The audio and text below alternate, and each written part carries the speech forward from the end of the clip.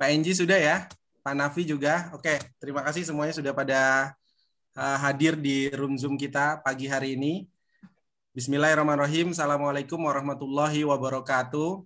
Waalaikumsalam warahmatullahi wabarakatuh. Waalaikumsalam warahmatullahi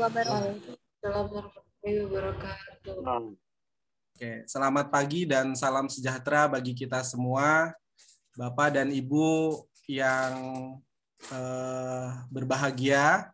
Pagi hari ini kita akan sedikit banyak membicarakan kondisi kekinian bangsa Indonesia, pada khususnya mungkin di dunia juga pada umumnya ini tidak pernah lepas dari diskursus mengenai pandemik gitu ya, dengan implikasi yang hari ini ada. Semua sektor industri bahkan sektor kehidupan itu pasti terdampak oleh pandemi COVID ini. Kita sudah hampir 2 tahun berjalan, COVID ini, pandemi ini pasti akan berpengaruh pada kehidupan kita, khususnya adalah yang kita soroti di tema kita kali ini adalah terkait dengan strategi pengembangan SDM industri di masa pandemi begitu.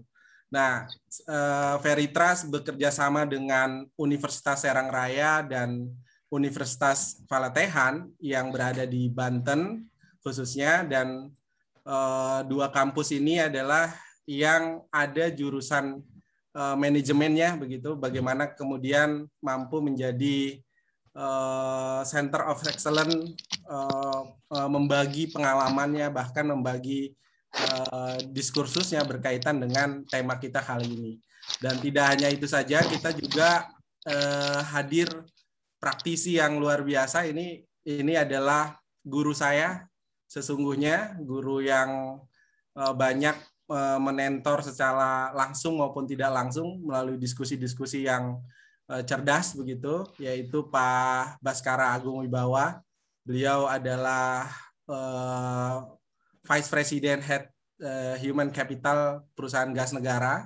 Kemudian ada Pak Ahmad Mukhlis Yusuf. Beliau adalah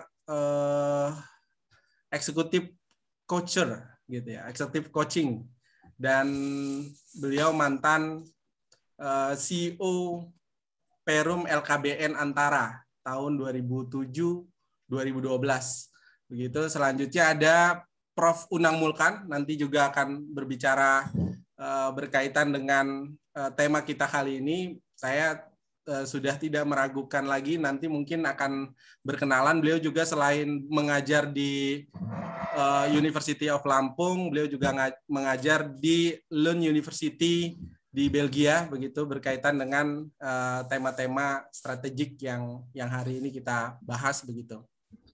Oke, saya tidak berpanjang kata, mungkin ada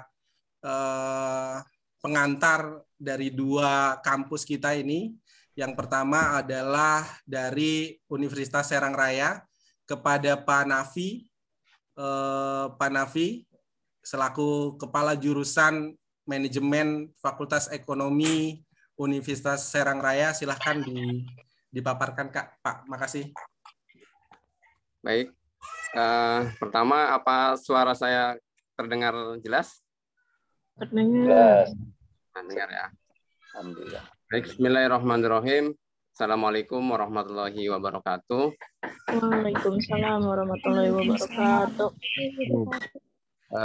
Terima kasih kepada moderator Pak Abdul Darda SHMH. Yang kami hormati Bapak Baskara Agung Wibawa yang telah hadir di ruang Zoom meeting. Kemudian Bapak Unang Mulkan, dan yang kami hormati pula Bapak Ahmad Mukhlis dan Bapak moderator sendiri Bapak Abdul Darda, dan tak lupa Bapak Enji Azizi. Alhamdulillahirabbil alamin wa bihi nasta'in ala umuri dunya waddin. Wassalatu wassalamu ala Rasulillah sallallahu alaihi wasallam. Bismillahirrahmanirrahim. Rabbi shrah li sadri wa yassir li amri wahlul 'uqdatam min lisani yafqahu qawli.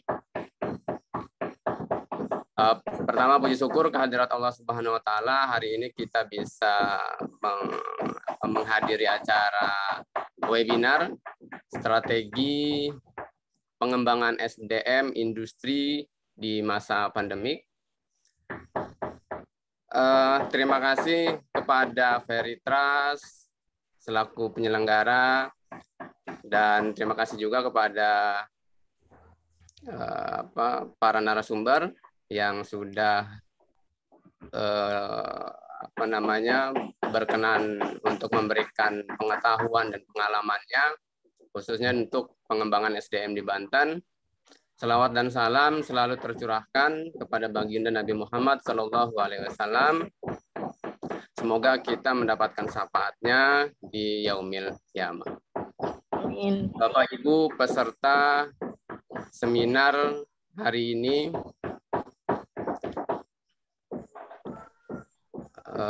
mungkin suaranya ada backsound yang aneh-aneh ya, karena lagi di rumah.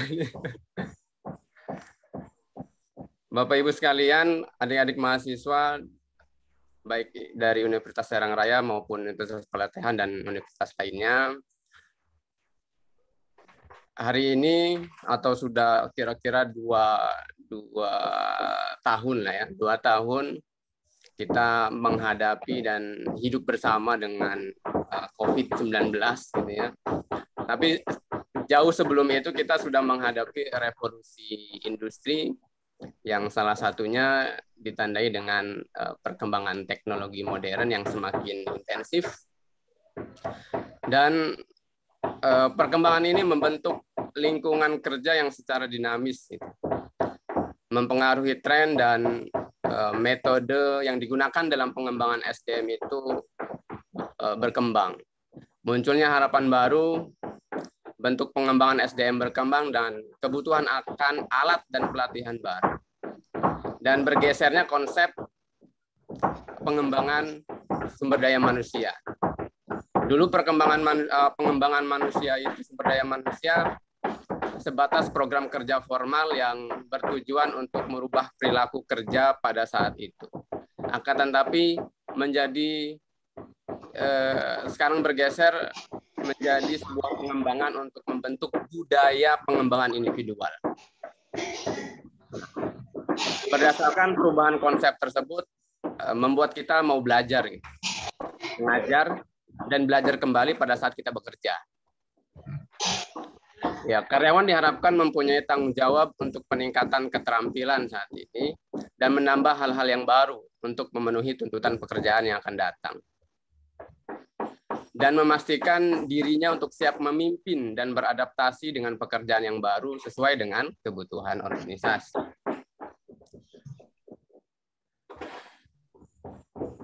Bapak Ibu, kita menghadapi pandemi COVID-19 membuat kita dihadapkan dengan sebuah ketidakpastian, kecemasan, perubahan yang sangat cepat, jangkauannya global, banyak konsekuensi yang kita harus terima gitu ya, baik dari sektor kesehatan, ekonomi, pasar tenaga kerja, pendidikan, kemajuan teknologi, serta persoalan-persoalan hukum yang timbul akibat adanya pandemik ini. Contoh nyatanya persoalan pendidikan atau pengembangan SDM. Sekarang pengembangan SDM itu dilaksanakan paling banyak atau mayoritas sekarang ini adalah dengan luring maupun daring. Saya baru-baru ini membaca hasil riset yang dikemukakan oleh badan atau buruh dunia ILO, bahwa pembelajaran jarak jauh ini belum memfasilitasi perolehan keterampilan praktis, apalagi organisasi atau perusahaan yang menerapkan work-based learning gitu. Dengan banyaknya perusahaan yang tutup akibat kerugian saat pandemik dan kurangnya tawaran magang di perusahaan, pembelajaran berbasis kerja menjadi terganggu. maksimalnya operasional platform pembelajaran jarak jauh juga belum maksimal. Sumber daya pendidikan, terganggunya penilaian sertifikasi, penurunan secara umum kualitas pelatihan menyebabkan demotivasi bagi peserta dan pelatih. Terus juga hasil riset lainnya mengatakan bahwa telah terjadi penurunan keterlibatan karyawan dan peningkatan kelelahan dalam penggunaan beberapa inisiatif pengembangan secara online. Jadi Bapak Ibu semuanya, topik pengembangan sumber daya manusia yang akan kita bahas pada kesempatan webinar ini adalah sangat menarik gitu ya. Jadi tidak akan pernah habis kita membicarakan soal ini, terlebih pada saat ini. Jadi kita harus melihat kembali kira-kira potensi atau kompetensi apa yang dibutuhkan pada saat ini, sikap dan perilaku seperti apa yang sebenarnya dibutuhkan pada saat sekarang. Nah, narasumber dalam webinar ini sangat luar biasa, dengan segudang pengalaman dan latar belakang pendidikan yang mumpuni, akan membahas secara tuntas, ya tidak hanya kulitnya gitu ya, tapi juga nanti yang dibicarakan ini daging-dagingnya gitu ya, daging semua, baik dari sudut pandang praktis maupun teoritis. Jadi sekali lagi saya mengajak teman-teman semuanya untuk ikut dalam rangka acara ini dari awal sampai akhir, sehingga kita bisa mendengarkan secara utuh bagaimana sih strategi pengembangan sumber daya manusia khususnya di industri yang insya Allah akan dipaparkan lebih jelas oleh para narasumber kali ini. Akhir kata, saya mohon maaf jika ada kesalahan dalam kata maupun yang lainnya. Sekali lagi, selamat mengikuti acara dengan baik. Mudah-mudahan kita bisa mengikutinya dengan lancar. Kurang dan lebihnya saya mohon maaf. Wassalamualaikum warahmatullahi wabarakatuh. Saya kembali kepada moderator. Waalaikumsalam warahmatullahi wabarakatuh. Terima kasih Pak Nafi yang telah memberikan welcome speech atau pengantar webinar kali ini. Selanjutnya pengantar dari Pak Enzi Ajiji. Beliau adalah Kepala Jurusan Manajemen Fakultas Ekonomi Universitas Falatehan. Silahkan Pak Enzi Ajiji. Oke, baik. Terima kasih Pak Darda. Bismillahirrahmanirrahim. Assalamualaikum warahmatullahi wabarakatuh. Waalaikumsalam warahmatullahi wabarakatuh. Sebuah kehormatan bagi saya sebelumnya ini bisa didaulat menjadi tematik dalam webinar kali ini, di mana webinar kali ini kita akan membahas perihal strategi pengembangan SDM industri di masa pandemi. Semoga dari webinar yang nanti kita bahas ini bersama pakar memberikan masukan dan menghasilkan model pendidikan yang ideal untuk kemajuan masyarakat yang ada di Indonesia, khususnya di Banten ini. Nah, pada kesempatan ini yang terhormat kepada Bapak Baskara Agung Wibawa, kemudian yang terhormat Bapak Unang Muhlan PhD, kemudian yang terhormat Bapak Ahmad Mukhlis Yusuf, yang terhormat Bapak Nafayuddin SMM, dan yang terhormat Bapak Abdul Darda SMH. Di dalam hal ini mungkin tidak bisa dipungkiri ya bahwa kualitas SDM yang begitu penting bagi kelancaran usaha industri, ya, terutama di Indonesia khususnya di Banten ini, dalam menyongsong era revolusi industri 4.0 yang serba digital. Secara tidak langsung ya, penggunaan teknologi digital yang meningkat di masa pandemi ini, seperti sekarang ini nyatanya adanya silver lining, atau yang bisa kita ambil sebagai salah satunya adalah peningkatan kebutuhan teknologi digital. Tercatat kurang lebih 50% dari total transaksi digital untuk saat ini sudah meningkat ya di masa pandemi dari pengguna baru, yang disimpulkan bahwa pandemi ini merupakan promotor di bidang TIC dan ICT yang unggul, di mana flowchart-nya sendiri dari industri TIC itu bermula munculnya tren teknologi yang akan ya aplikasinya adalah di beberapa bisnis atau core usaha di bidang perusahaan ataupun organisasi yang sedang berkembang saat ini. Adapun regulasi yang diterapkan di negara kita juga otomatis domainnya tetap melihat kepada perusahaan-perusahaan ataupun negara-negara yang saat ini juga sama-sama terkena pandemi gitu ya. Nah, seperti yang saya sempat baca yang ada di antara news itu bahwa dalam hal ini pemerintah Banten berupaya meningkatkan kualitas sumber daya manusia atau SDM di berbagai bidang keahlian, di mana menjawab tantangan perekonomian ke depan, terutama menghadapi MEA, masyarakat ekonomi ASEAN gitu ya. Nah, tantangan perekonomian Banten saat ini adalah semakin besar seiring dengan berjalannya globalisasi dalam wujud masyarakat ekonomi ASEAN. Dengan kata lain bahwa di sini kita harus meningkatkan SDM yang ada di Indonesia supaya SDM itu sendiri menjadi baik gitu ya. Dampaknya adalah terhadap perusahaan-perusahaan yang ada menjadikan peningkatan di sumber daya manusia itu sendiri. Nah, pada webinar kali ini sangat menarik ya, bahwa dengan adanya strategi pengembangan SDM industri di masa pandemi khususnya nanti di Banten dapat berdampak gitu ya, bahwa semakin berkembangnya industri-industri yang ada di Banten dengan diiringi sumber daya manusianya yang berkualitas tinggi, maka akan berdampak baik kepada perusahaan yang sehingga mendapatkan sebuah tujuan dari perusahaan itu sendiri terjalankan gitu ya, atau terlaksana. Nah, kemudian transformasi di era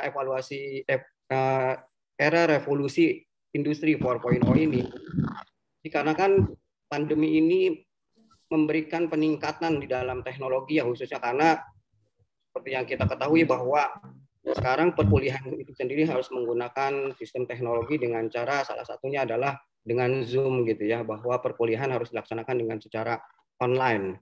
Nah, itu juga menuntut kami dalam hal ini akademisi untuk dapat bersinergi, untuk dapat menyiapkan mahasiswa dan mahasiswi tetap mendapatkan ilmu dari kami dalam rangka meningkatkan SDM itu sendiri. Karena perkembangan digital saat ini di Indonesia juga tertinggi ya di negara-negara lain, terlebih ketika sudah munculnya prediksi bahwa Indonesia akan menjadi negara ekonomi terbesar keempat pada tahun 2050. Oke ya. Oke, mudah-mudahan pada webinar kali ini bisa menjadi menarik, bisa menjadi perhatian kita, dan bisa menambah pengetahuan serta hal-hal yang belum kita ketahui, di mana ini sangat luar biasa para narasumbernya. Semoga dapat bermanfaat bagi kita semua. Dan dalam rangka revolusi 4.0 ini, pilar utama yang harus dimiliki sebuah negara yakni physical, digital, and biological. Sehingga Indonesia harus dapat mengejar ketertinggalan dalam rangka meningkatkan kebutuhan akan SDM yang bertalenta, hard skill ataupun soft skill. Baik, dari saya mungkin itu saja. Saya kembalikan kepada moderator. Terima kasih sebelumnya, mohon maaf apabila ada yang kurang berkenan. Wassalamualaikum warahmatullahi wabarakatuh. Waalaikumsalam warahmatullahi wabarakatuh. Ya, terima kasih buat Pak Enji Ajiji selaku Kajur Manajemen Fakultas Ekonomi Universitas Palatehan. Selanjutnya kita akan coba lebih mendalam lagi berkaitan dengan tema kita hari ini. Sesi yang narsum pertama kita akan coba mintakan kesediaannya Pak Baskara Agung Wibawa yang terhormat dan yang terpelajar. Saya akan coba bacakan CV singkatnya. Pertama, pendidikan, beliau S1 Manajemen Universitas Islam Indonesia Yogyakarta. Kemudian S2 Manajemen Sekolah Tinggi Manajemen PPM. Selanjutnya S3 Manajemen Universitas Negeri Jakarta, doktoral, PhD kandidat. Selanjutnya Employment History, di 2018 hingga 2019 adalah Direktur Utama PT Permata Graha Nusantara. Ini anak usaha dari PGN. Kemudian 2019 hingga 2020 Group Head Strategic Planning and Portfolio PT PGN Tbk. Selanjutnya 2020 Head of Finance Project PT PGN Tbk. Dan yang sekarang 2020 hingga saat ini adalah Group Head atau Vice President Human Capital Management PT PGN Tbk. Achievement-nya bisa dibaca, beliau pernah mendapat penghargaan Indonesian HR Asia Best Companies to Work for in Asia 2020, The Best in Digital Transformation Human Capital Leader 2020, Best Kompetensi Manajemen Dunamis Konsultan 2020, Satya Lencana Wirakarya Presiden RI 2018, selanjutnya lembaga dengan implementasi LHKPN terbaik tahun 2017. Selanjutnya saya akan serahkan kepada Pak Baskara Agung Wibawa untuk memaparkan pemaparannya. Silakan Pak Bas. Terima kasih. Assalamualaikum warahmatullahi wabarakatuh. Alhamdulillah wa syukurillah la haula wa la quwata illa billah. Segala puja dan puji syukur kita panjatkan kehadirat Allah Subhanahu wa taala yang telah memberikan rahmat dan hidayahnya sehingga kita bisa berkumpul di sini untuk melakukan diskusi mengenai pengembangan SDM di era pandemi. Pertama-tama yang harus saya sampaikan, saya surprise sekali terhadap pegawai saya ataupun anak didik saya yang bernama Mas Darda. 5 tahun yang lalu, Mas Darda ini bergabung dengan saya. Dulu ketika itu, saya mendapat amanah dari perusahaan untuk mendirikan cicit perusahaan di bidang tenaga kerja. Kemudian saya merekrut Mas Darda, karena Mas Darda ini tipenya itu adalah pemimpi. Saya mengumpulkan beberapa pemimpi dan beberapa orang yang terserak dari perusahaan. Terserak dalam artian dinonaktifkan dan sebagainya, saya kumpulkan di Perkasa bersama Mas Darda ini. Alhamdulillah, Mas Darda saat ini sudah mempunyai perusahaan yang sama persis 5 tahun yang lalu saya pimpin gitu. Mas Darda menjadi CEO, bergeraknya juga sama di bidang tenaga kerja, di bidang consulting, di bidang training dan sebagainya. Sama persis dengan 5 tahun yang lalu. Cuman bedanya Mas Darda ketika itu adalah anak buah saya. Sekarang Mas Darda pemilik sekaligus CEO-nya. Itu menurut saya luar biasa dan saya sangat bangga sekali atas hal ini karena 5 tahun tidak berjumpa, tetapi perjumpaan saat ini Mas Darda sudah tumbuh dan besar. Ini luar biasa. Sekali lagi saya mengingatkan kepada Mas Darda bahwa hidup ini penuh mimpi. Ketika dulu saya membuat Perkasa, itu hanya 3 miliar Mas Darda. Kita bikin bersama-sama. Saat ini mungkin magnitude pendapatannya per tahun sudah sekitar 200 miliar dan labanya itu sekitar 25 miliar per tahun gitu. Sehingga apa yang dulu pernah dimimpikan oleh kita bersama itu ternyata sudah menjadi kenyataan. Dan termasuk hal yang perlu saya sampaikan di sini itu adalah mengapa perusahaan tersebut yang saya kerjakan sama Mas Darda itu berhasil itu setelah saya rasakan ya memang pertama kita mengumpulkan orang-orang dari berbagai segi, dari termasuk orang-orang yang frustasi maupun pemimpi, tetapi itu betapa kuatnya ketika itu membuat visi dan misi. Kemudian sebelum bergerak itu kita membuat kode etik terlebih dahulu. Kemudian yang saya ingat ketika itu ya, saya menyontek karena saya orang Jogja, saya menyontek Sri Sultan. Sri Sultan itu mempunyai pasukan yang namanya Paulowijo. Pasukan Paulowijo itu selalu berdampingan dengan pasukan petak. Pasukan petak itu adalah kiai-kiai ya. Pasukan Paulowijo itu adalah isinya itu adalah orang-orang cacat, orang-orang yang hitam, kemudian albino dan sebagainya. Mereka tugasnya bukan untuk berperang, mereka tugasnya itu adalah mencari berkah dari Allah Subhanahu wa taala. Itu yang saya tiru di dalam perkasa ini. Semoga Mas Dardak juga mengikuti hal itu, bahwa ada orang-orang tertentu yang justru karena kita orang SDM, orang yang tidak mempunyai kompetensi itu tetap dilibatkan untuk membesarkan perusahaan. Jadi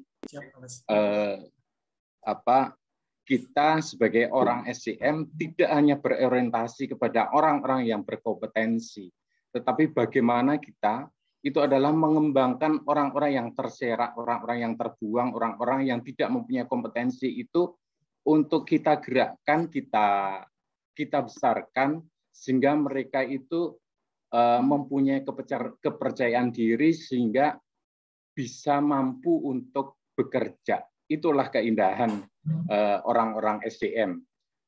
Kalau orang pinter dikembangkan itu udah biasa. Orang hebat dikembangkan biasa. The Dream Team dikembangkan biasa. Tetapi orang-orang yang lemah, orang-orang cacat, orang-orang maaf, kami juga merekrut Papua. Bukan karena ras ya, tetapi karena tidak ada kesempatan bekerja, kami kembangkan. Insya Allah mereka itu bisa berkembang dengan baik. Itu sedikit cerita saya sama Mas Dardak 5 tahun yang lalu bagaimana mengembangkan perkasa. Kalau bicara praktek mungkin saya lebih fasih daripada bicara teori karena dunia saya itu adalah dunia praktek, Bapak Ibu sekalian. Mungkin slide-nya Mas.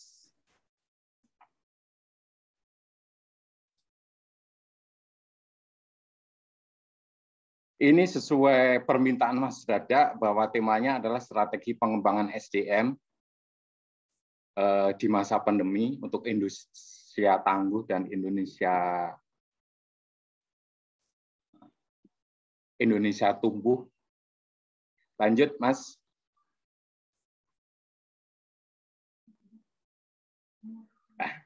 Bapak Ibu sekalian,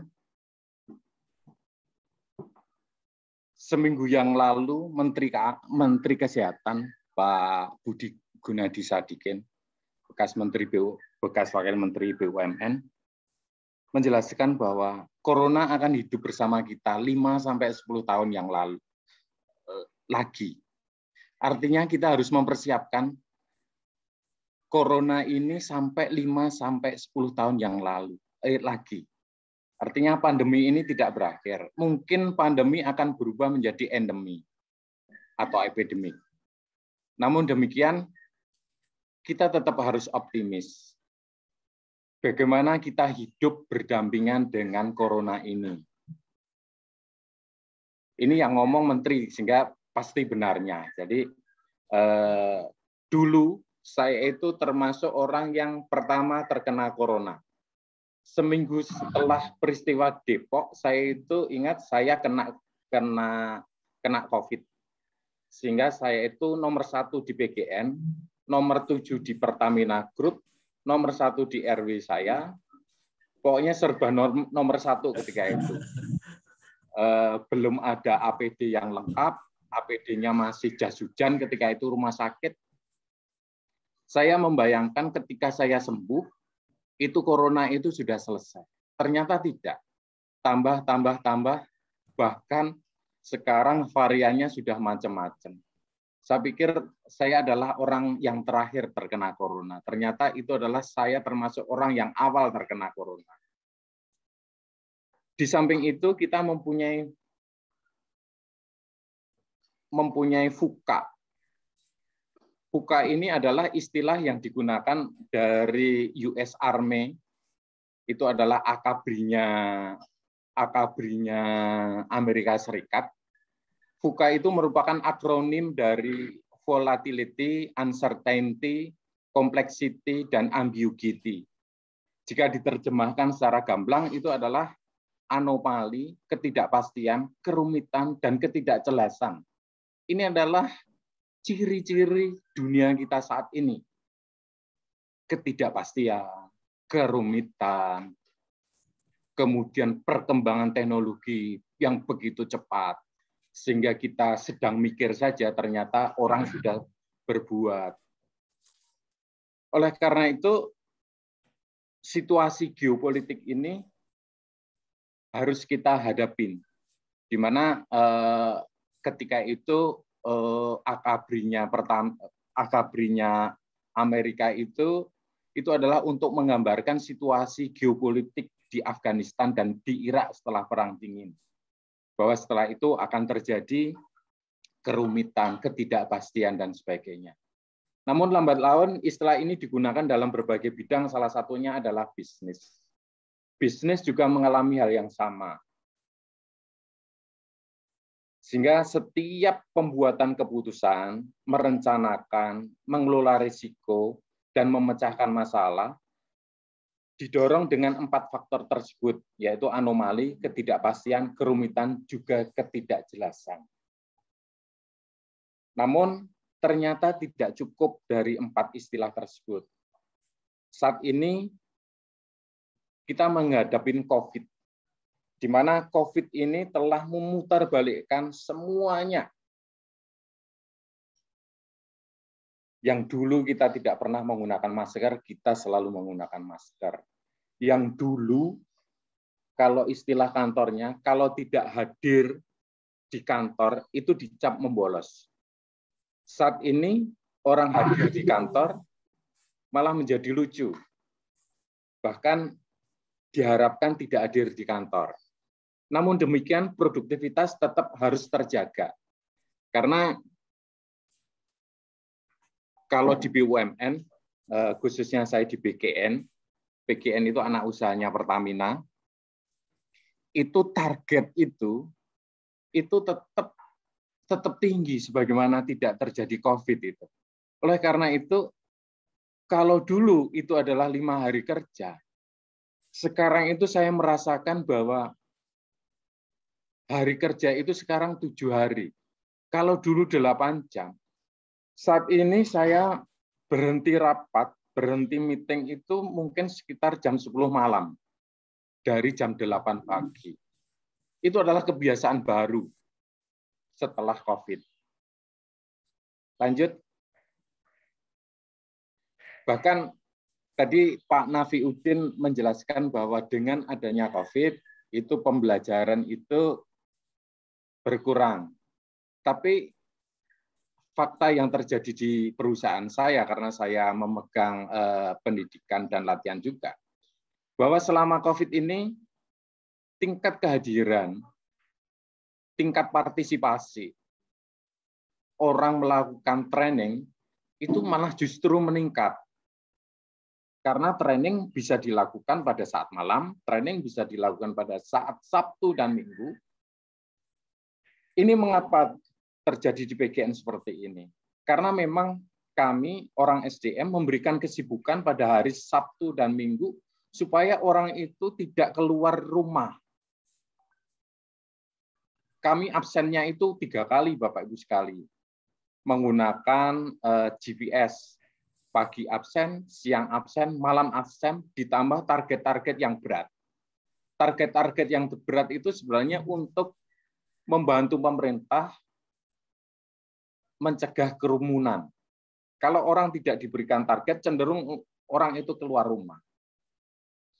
Selain COVID, VUCA itu adalah revolusi industri, di mana revolusi industri ini yang paling ciri utamanya itu adalah digitalisasi dan otomatisasi. Nah, ini juga mengubah dunia ketenagakerjaan kita, di mana zaman dulu itu adalah padat karya, sekarang ini adalah padat modal dan padat otak, itu padat keahlian. Oleh karena itu tipe-tipe pekerjaan yang dibutuhkan itu juga berbeda. Ini adalah tantangan global di seluruh dunia. Lanjut. Kemudian kondisi bisnis saat pandemik, Bapak Ibu sekalian, kami menggambarkan ada potensial loser, ada potensial winner. Kalau PGN ini itu adalah oil and gas. Ini di tengah-tengah antara potensial loser dan potensial winner. Saat ini kinerja PGN itu adalah dari penyaluran gas itu sekitar 94% dari kondisi normal. Artinya masih ada disruption sekitar 6% gara-gara COVID ini. Ini karena industri kita, khususnya industri manufaktur, itu mengalami pelemahan karena COVID ini. Kemudian di situ digambarkan yang potensial winner paling utama itu adalah industri medis, kemudian food processing dan retail. Ini kita berkembang biak industri-industri resto, rumahan, karena adanya GoFood, Gojek, dan sebagainya. Ini lumayan memberikan pertumbuhan ekonomi bagi negara cukup tinggi ini, dan mempunyai memerlukan jumlah tenaga kerja yang cukup banyak. Setelah itu adalah personal healthcare. Muncul industri-industri jamu, industri-industri wedang uwo, kemudian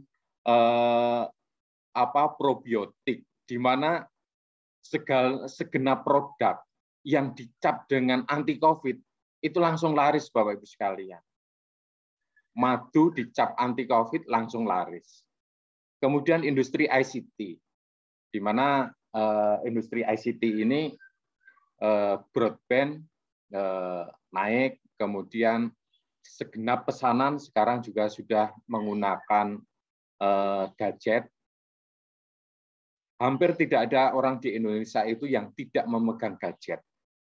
Karena pasangan kedua setelah istri atau suami itu adalah gadgetnya itu sendiri.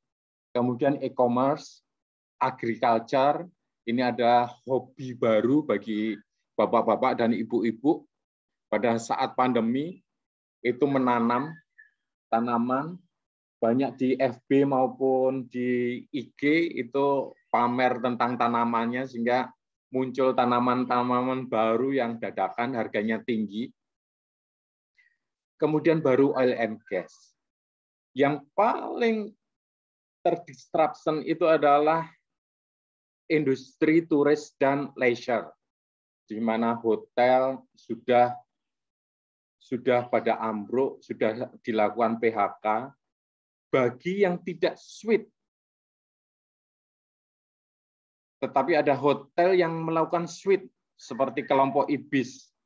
Ini sedang laris-larisnya karena dia diubah menjadi hotel untuk isoman.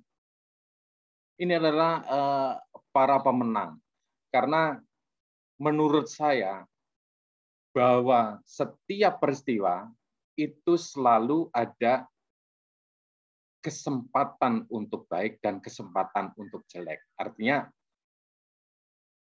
kalaupun ada krisis, krisis itu tetap membuahkan peluang.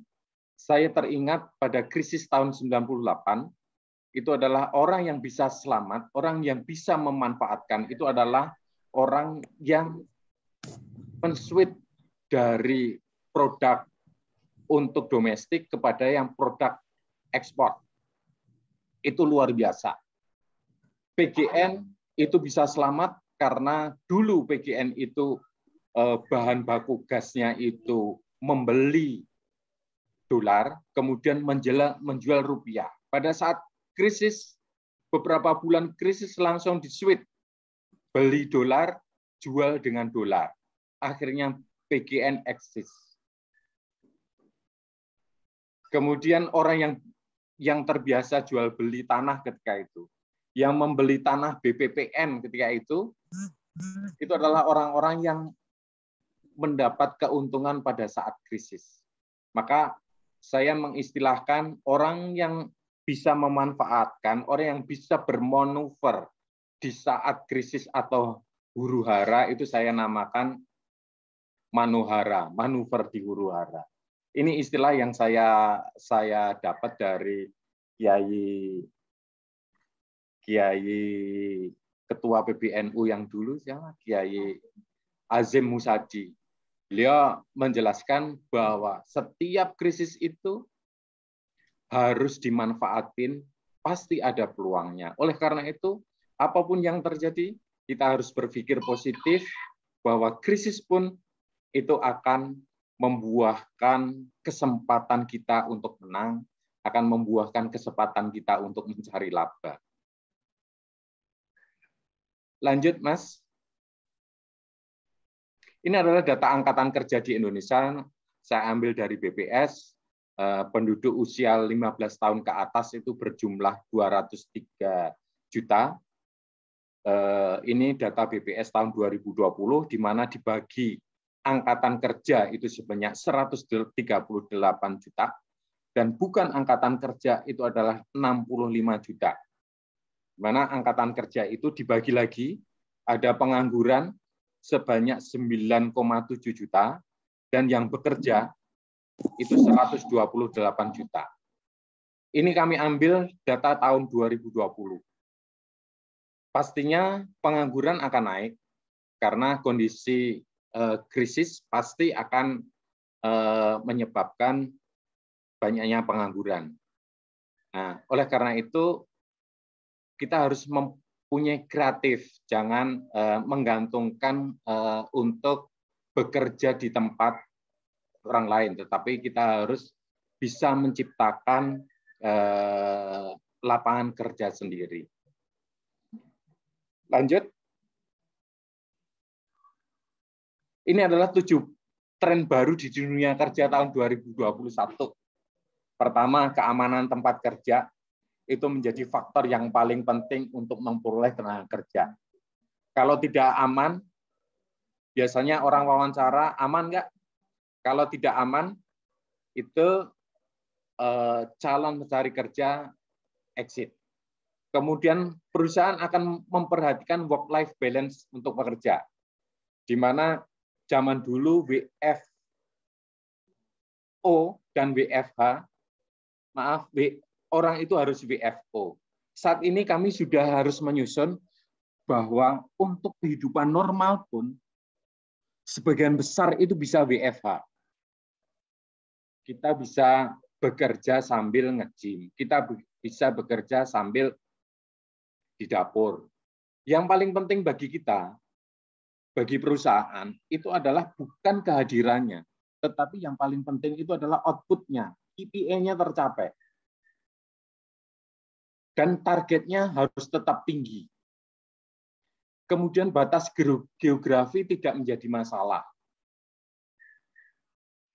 Kemudian munculnya regulasi baru yang akan membatasi pengawasan karyawan. Kalau di PGN, untuk mendukung program pemerintah, itu absennya 3 kali, tadi saya sebutkan menggunakan GPS, sehingga kalau keluar rumah, dia tidak bisa absen, karena GPS-nya ada di dalam rumahnya. Kemudian kemajuan digital di dunia kerja. Anak saya kalau mengerjakan PR dan sebagainya udah canggih sekali menggunakan HP ataupun menggunakan laptop. Berbeda dengan angkatan-angkatan kita. Maaf, angkatan-angkatan saya yang sudah angkatan kolonial ini. Kemudian sistem kerja akan lebih fleksibel. Namun sayangnya kalau di BUMN ataupun setidaknya di PGN, ini tidak fleksibel lagi, tetapi saking fleksibelnya akhirnya Sabtu Minggu pun harus bekerja. Meskipun bekerjanya boleh dari rumah, boleh menggunakan gadget, boleh menggunakan komputer. Kemudian penerapan aturan wajib vaksinasi COVID bagi karyawannya. Oleh karena itu, yang anti vaksin jangan harap bekerja di BUMN karena ini wajib. Lanjut.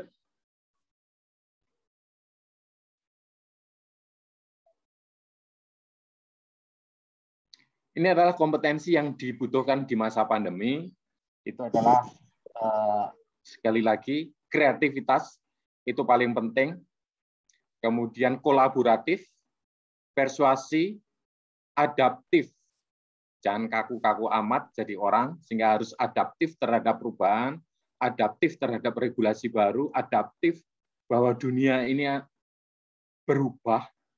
Kemudian kecerdasan emosional, yaitu kemampuan mengelola stres dengan baik dan fokus bekerja pada kondisi apapun, dan selalu berpikir positif. Lanjut.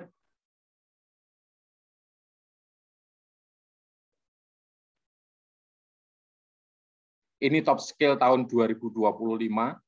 Saya ambil dari internet saja. Nanti slide-nya akan saya sebar. Silakan belajar sendiri teman-teman mahasiswa. Lanjut.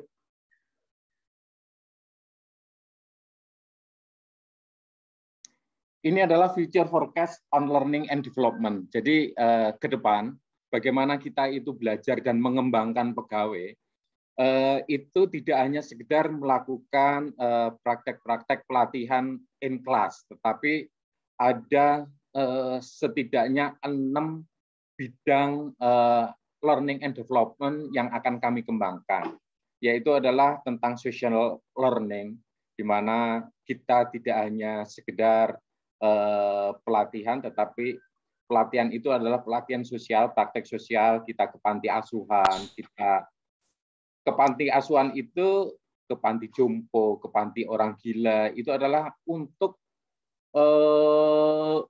pelatihan emotional intelligence, di mana untuk menumbuhkan empati seseorang, kita harus adanya social learning ini. Kemudian personalized learning, di mana kita tidak bisa mengeneralisir tata cara learning kepada semua orang, tetapi sesuai kebutuhan masing-masing. Kemudian learning in the flow of work. Jadi ini salah satunya itu adalah magang. Magang, perlu kami sampaikan, magang di PGN itu tetap dijalankan meskipun menggunakan online, sehingga kami terbuka bagi adik-adik mahasiswa mendaftarkan magang di PGN meskipun itu adalah menggunakan online, sehingga teman-teman mahasiswa yang magang itu bisa merasakan bagaimana kehidupan rapat di meeting-meeting kami.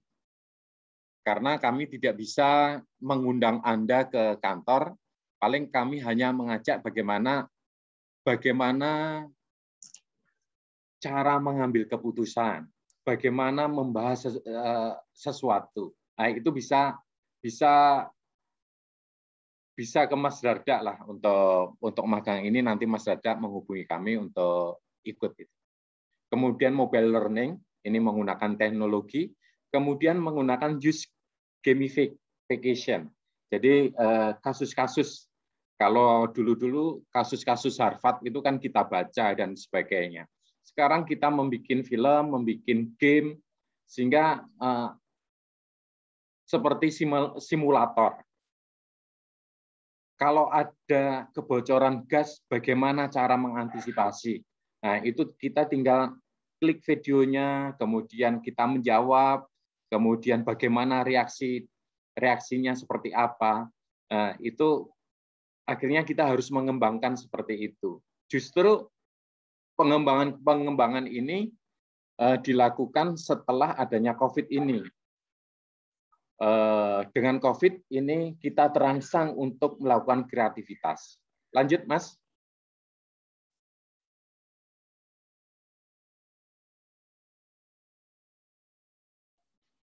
Lanjut, Mas Heri. Bapak Ibu sekalian, pendiri bangsa Pak Wage Rudolf, kemudian Pak Wage Rudolf Supratman itu mengarang lagu, itu adalah bangun jiwanya terlebih dahulu daripada bangun raganya. Bangunlah jiwanya, bangunlah raganya. Oleh karena itu, mengembangkan sumber daya manusia, yang paling utama itu adalah mengembangkan mindset. Kita membentuk mindset positif terlebih dahulu. Kalau dalam era COVID ini, kita juga harus mempunyai mindset positif, sehingga kita bisa memanfaatkan COVID ini menjadi peluang-peluang bisnis ataupun peluang-peluang yang berharga bagi kita. Sehingga kita bisa manuhara atau manuver di huru-hara. Oleh karena itu, di PGN, itu perubahan mindset, perubahan budaya, itu menjadi lebih penting dan lebih utama daripada pengembangan kompetensi lainnya.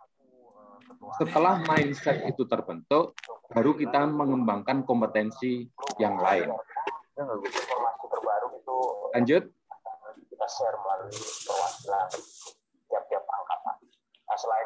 Ini adalah proses menuju growth mindset dari comfort zone yang tidak mau berubah, kemudian takut untuk berubah, kemudian belajar berubah, kemudian growth zone. Growth zone itu mindset-nya sudah kondusif, sudah mau berubah, dan mindset-nya itu adalah positif. Ini adalah manusia-manusia yang kita impikan, itu adalah growth zone. Bukan manusia yang mengeluh, bukan manusia yang selalu menyalahkan, yang negative thinking, dan sebagainya. Kita capek kalau mempunyai pegawai yang selalu melulu negative thinking, mengeluh, protes, dan sebagainya. Protes itu memang dibutuhkan, tetapi ini dunia kerja, bukan dunia politik. Sehingga kita harus membedakan antara dunia kerja, dunia politik, dunia sehari-hari. Yang saya bicarakan itu adalah dunia kerja. Sehingga kami menghindari office politik. Lanjut. Dari mindset tersebut, filosofinya untuk pengembangan itu adalah pertama, itu adalah untuk learning and development. Itu adalah pertama yang menjadi perhatian itu adalah self-reliance, bahwa orang bisa berubah itu karena dirinya. Selanjutnya difasilitasi oleh perusahaan dan adanya role model, adanya pemimpin yang bisa menjadi suri teladan. Insya Allah itu perubahan mindset itu jauh lebih cepat. Ketika ada pemimpin yang bisa menjadikan role model, orang itu secara tidak sengaja itu bisa melakukan meniru, menyontek perilaku yang dilakukan oleh para pemimpinnya. Kemudian pendekatannya itu adalah 70% itu adalah pelatihan-pelatihan experience. Ini ahlinya itu adalah Mas Garda, ini pelatihan-pelatihan experience. Tidak hanya sekedar outbound, tetapi pelatihan experience ini juga magang, kemudian mentoring, coaching, dan sebagainya. Kemudian 20%-nya itu adalah awareness, itu adalah feedback, coaching, mentoring, 20%-nya coaching and mentoring. Kemudian 10%-nya itu adalah knowledge, classroom training, e-learning, itu bahannya 10%, Bapak Ibu sekalian. Kemudian framework-nya kami juga dari bisnis strategi, menggunakan sertifikasi, learning method, learning media, dan sebagainya. Kemudian kami juga untuk leadership programnya ada berjenjang. Lanjut.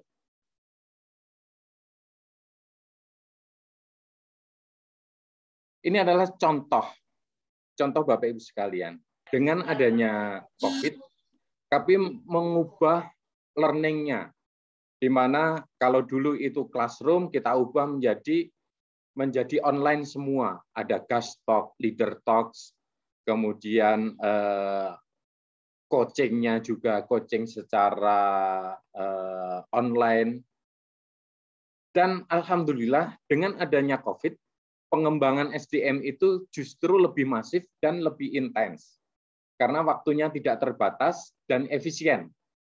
Zaman dulu kita itu mengumpulkan pelatihan, katakanlah kita harus ke Megamendung, ke puncak, perjalanannya ke puncak juga macet, kemudian ada seremoninya, ada pembukaannya, dan sebagainya.